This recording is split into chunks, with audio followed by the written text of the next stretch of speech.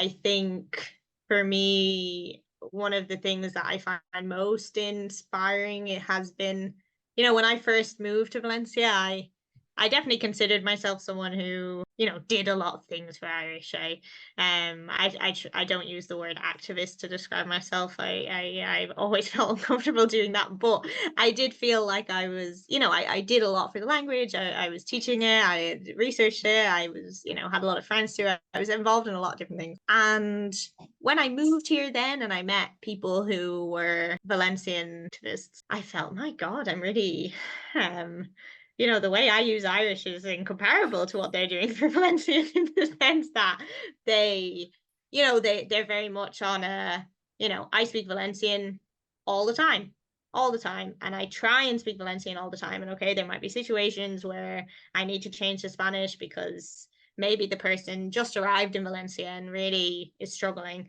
to understand, or maybe it's a risky situation and it's just easier if I speak Spanish for my own safety.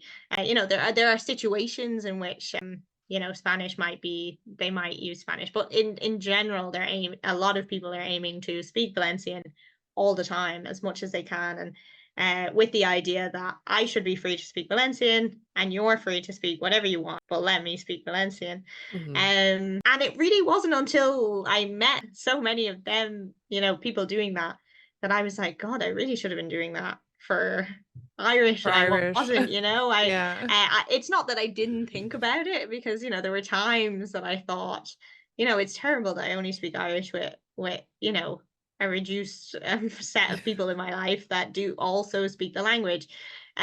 So I try now to be a more assertive. Language assertiveness is kind of what it's known under. I try now to be more assertive with Irish as well.